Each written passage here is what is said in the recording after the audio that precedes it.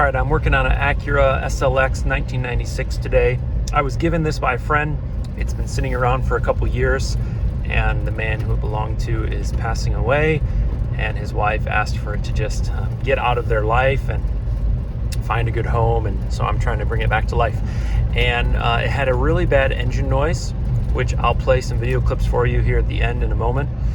And a good friend of mine helped me diagnose it as probably a collapsed lifter because it sat around for so long. And so hydraulic lifters use oil pressure to increase their length to take up the slack in between in the valve train. And if they sit compressed for too long, then they can get stuck. And I have done something that some call unorthodox, some call old school, some call crazy, but I think it's just sensical, and that is I have added about 1.5 quarts of automatic transmission fluid to the engine and driven it around a few times in my neighborhood. And then I drained that oil and put fresh oil in it and did the same thing, about 1 quart of ATF, and now I'm driving it around for the second time. So at the end of this little talk here, you're gonna see 3 video clips, all from the same location in the wheel well. One is before the first round of ATF and oil change, and then after this next one here. And you'll be able to see that there's been a huge improvement. Now, ATF is an oil that has a few purposes inside of a transmission. Basically, it needs to lubricate bearings so that they don't wear out, just like engine oil does. It needs to act as a hydraulic fluid that pushes on springs and clutches and actuators to move the pieces around inside of the transmission. That's something that we really don't use engine oil for.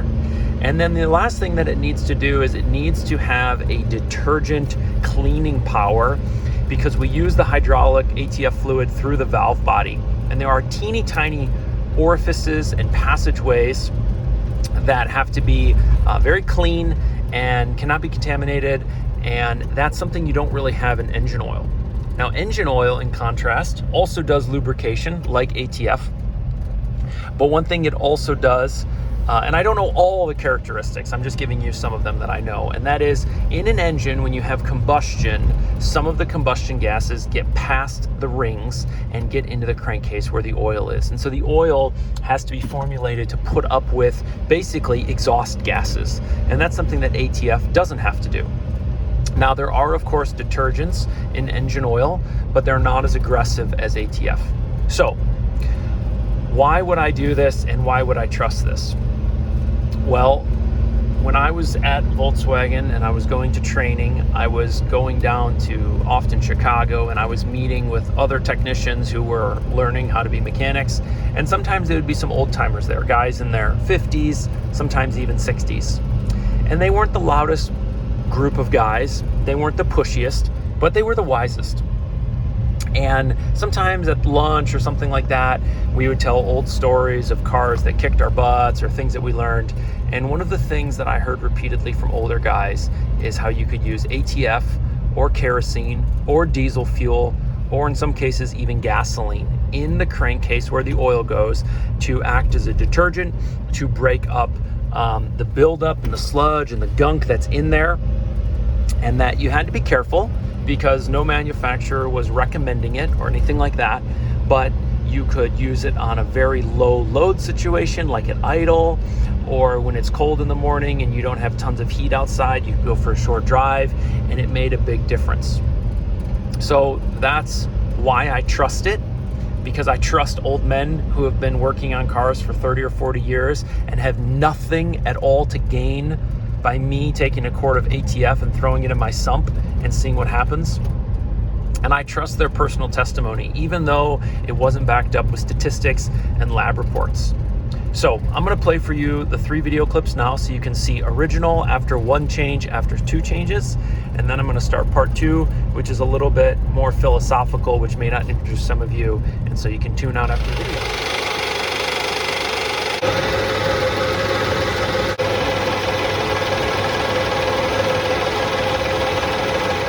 Watch the video of before, after stage 1 and after stage 2. So now I just want to talk a little philosophically, because I used to work in a small independent garage. We did bumper to bumper repair on everything that came in the door. And then I spent 17 years working at Volkswagen in the corporate world, in engineering and quality assurance at headquarters and in the factory. And here's something that I've learned in life, and it applies to topics broader than automotive, but very often you want to listen to the small, still voices in the world. And here's what I mean by that. Automotive companies like Pennzoil or Valvoline or Volkswagen or whoever, they put millions of dollars into advertisement and marketing. And if you know anything about business at all, you don't spend that kind of money unless there's a return on your investment. So for every $1,000 they spend in marketing, they're hoping to get back $1,500 or more in customer purchases. Otherwise, at some point, the marketing department would shut down, and they don't, unless you're Tesla.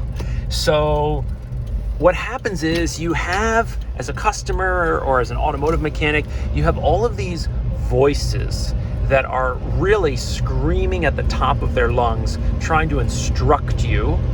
And most of the time, there is something of a hidden agenda or a bias or a conflict of interest where, as they educate you, they're getting something out of it. If you go as a technician to a class taught by Delphi or Borg Warner, and you learn something and they enlighten you, you're gonna have a better impression of those companies, and you're going to begin to trust them. And as you trust them, you're going to recommend their products. You're going to tell customers that they're trustworthy. And so even though the company's offering you something valuable in terms of education, they're getting a hidden benefit that you're building a familiarity and a trust with their brand. Now, what you don't have in the world is you don't have a strong voice coming from unbiased members of society. And what I mean by that is, if you're a 65-year-old mechanic and you've been around and you've seen it all, and you've learned that a cheap, inexpensive quart of ATF running an engine for a few minutes does a pretty good job at decarbonizing and decrudding an engine, you don't have millions of dollars to go out and tell the world that. In fact, you wouldn't be motivated to go out and tell the world that, because you don't make any money off of the ATF, and you also don't want to be responsible for damaged engines in the case that you're wrong, or in the case that somebody doesn't follow your instructions. And you probably know that even the companies that do sell products specifically for purposes like cleaning out engines, there's all kinds of warnings, and they're afraid to get sued, and they don't want their reputation to be spoiled by a technician or a customer who used their product but didn't use it correctly. And so by sharing information and knowledge and advice and counsel, there's a certain level of reward when someone calls you and says, hey, what that tip you gave me really helped. But there's also a certain element of risk, because that same person might call and say, yeah, I did what you said and my engine blew up. Thanks a lot, buddy. Or worse, they might try and sue you. And so what you find is that some of the wisest people and most experienced people have these sort of quiet, soft voices where they'll tell you what they've done and how it's worked and that it's really great, but they won't really yell and scream it at you. In fact, a lot of times they'll even disclaimer the whole thing by saying, like, it's worked for me, but there's no guarantee it'll work for you, and to do it at your own risk and all that kind of stuff. And that coincides with another experience I've had, specifically at Volkswagen, where I began to see the correlation between the loud voices and ignorance and the quiet voices and competency. And if you hang around enough people with higher education, specifically in science and engineering, or you hang out with some PhDs, what you'll find is that they speak in this very sort of weak, humble way. I'll give you an example. If we did some test results in the laboratory, the test results came back positive, and you'd have a director or a vice president, often someone who wasn't super technical, and you would hear them talk about those results, and they would say something like this: yep, we did the testing, and we can guarantee that this solution is going to fix all the customer cars.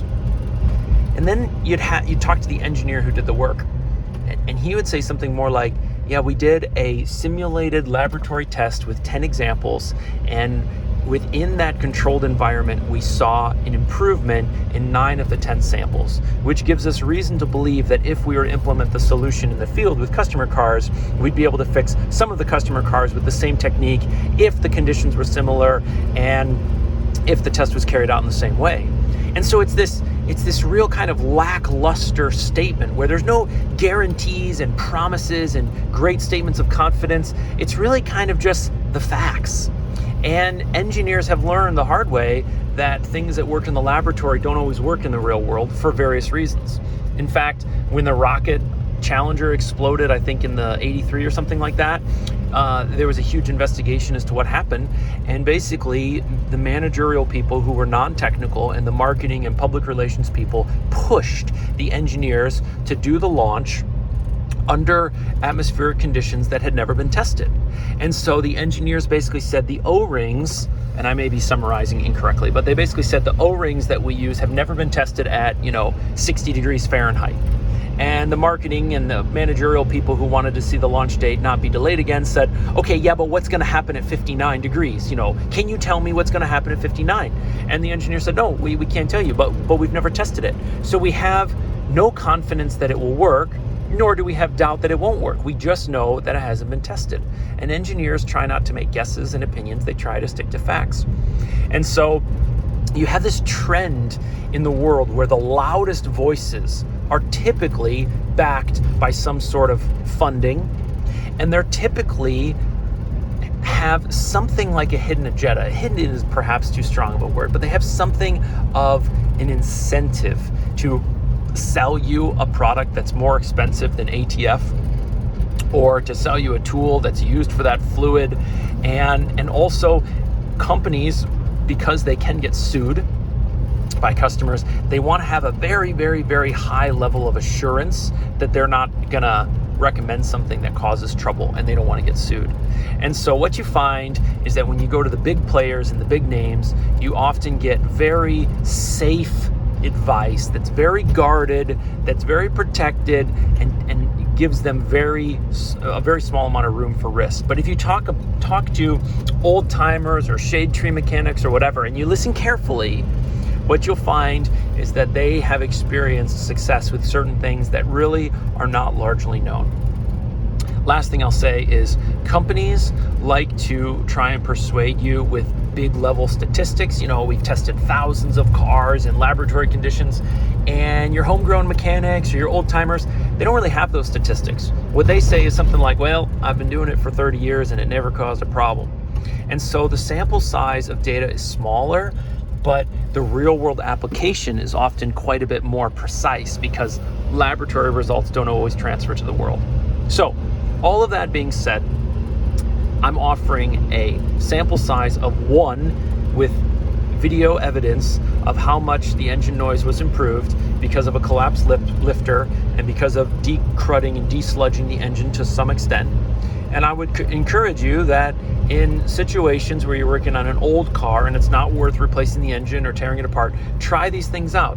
If you're cautious, then do it in small amounts. Instead of doing a quart, do half a quart or a quarter of a quart, and maybe work your way up and see what results you have for yourself. And lastly, listen to those old timers. Wisdom often follows age, and what you want to look for in life is you want to look for counsel and advice from the members of society who have the smallest chance of a bias. The guy who told me about putting ATF in an engine lives in Chicago. I'll never see him again. He benefited exactly 0 from me doing this. And so you can trust that counsel far more than you can trust the counsel from a big conglomerate looking to maximize profits. I'm not anti-corporations. I'm not anti-business. I just think that when you go to the bank and you ask them how much money you should take out to buy a house, how much you can afford, that's like going to the Ford dealer and asking them what they think of Chevy. You need to find partners who aren't biased. All right, that was a little bit of practical. I hope that helps somebody, and a little bit of philosophical. I hope that helps somebody else. If not, give this thing a thumbs down. Don't watch it again and move on, because YouTube is full of interesting content. And in the meantime, I hope you all stay safe and take care.